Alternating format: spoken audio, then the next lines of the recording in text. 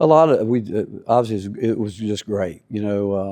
How we started the game. Obviously, anything like what we wanted to, and we still built the lead. But I think over time you do that, it comes back to get you, which it did. And second half we came out, we were just really bad defensively, and but give Duke credit, and I love obviously some of the things that they do, and but we got a lot out of it. We really did, and what the best response was what happened after we watched the tape and then go out on the court and see guys really lock in. But it also goes back to the things we had talked about going in about details and being able to talk through some situations. Obviously, we've got a long way to go, like I think most teams do defensively, and with as many new guys as we have. But it was a great experience for us. And again, the best thing about it was the response after the film and how we went out and this week have tried to get better. Coach, how does the mindset change, if any, as you go now into the regular season? Well, you keep building. You realize that every team you play has got good players, and every game is going to be a little bit different. Teams, each game will take on a different personality, and it's just like we prepped for Duke, and even the week before, what we could for Ohio State. As time goes on, but these early games, some of it you have to go off of what you see in maybe one game or an exhibition game or some things from last year, but. The prep is important. I thought our guys will learn from both of those two already the way they personally have to prep. And, there's no doubt we got a group of guys that want to do well.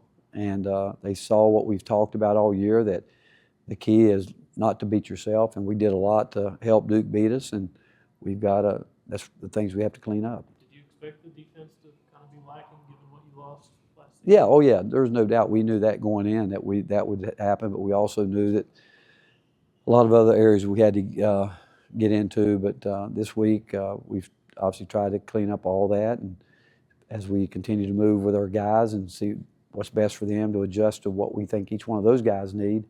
But yeah, we knew we would. You can't lose the guys that we've lost over the last 2 years and not take a little bit of a dive. But the good thing is we think we've got a chance to be as good as we were, but it's just going to take some time. Were they the same defensive mistakes as the Ohio State scrimmage, or did you A couple. see a little improvement? A couple. The first 2 threes they got were because of breakdown with our post guys.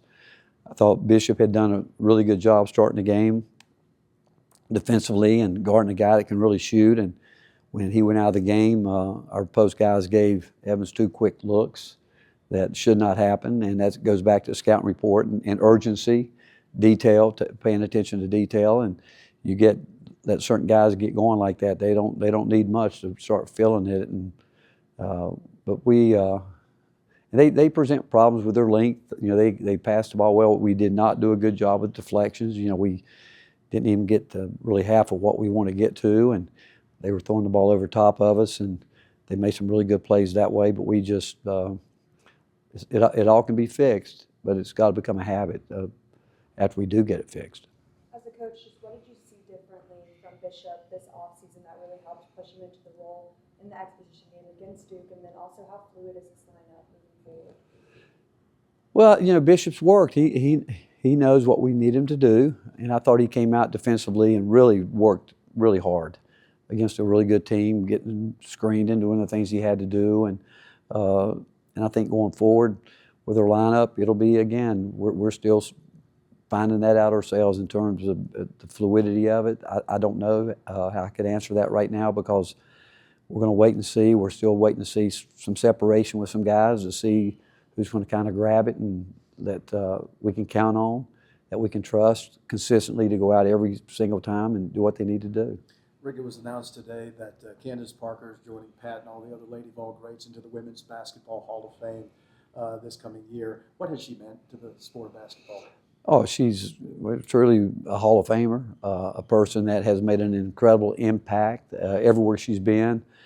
She's definitely left every program she was a part of better than she found it. And I'm obviously personally just so excited for her because I having a great blessing to get to know her and know how much the game meant to her. And I think you look back, I think you would definitely say that she maximized the ability that she had. And she is a person, again, she's affected the game in a very positive way. Coach, the rebounding the other night, was that more a reflection of, Boozer having a singular effort, or, really you guys kind of come up short?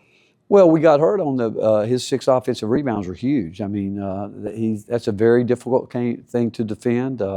He reminded me, the last guy said that's as good as anybody I've seen is when Edie was at Purdue. He was great at just collecting his misses and putting them back or getting fouled. And he was great at. He's got a great second jump to get back up there, really good hands, and then obviously he made his free throws. But he's a good player. But still, an area that you look at the rebounding and the free throw discrepancy where we just did not do a good enough job getting fouled because we took too many shots that we shouldn't have taken without trying to make them defend. And again, all that can be fixed, and because we're going to be in a lot of games like that, obviously, and we're going to have to fix it. What do you think the biggest thing Nate learns from that exhibition going into game 2?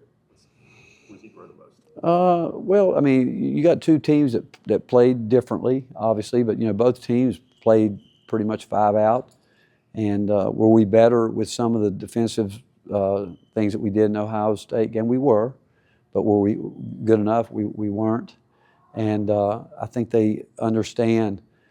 I think if you ask them as a group, is how we harp on the details. I think they're finding out that if you take care of the small things, the big things take care of themselves. And we have come up short in both of those games in terms of the details that need to be taken care of. What do you know about Mercer? Again, a lot of respect for Coach Ritter. Met him when he was at UT Martin. Obviously played against him, and terrific coach.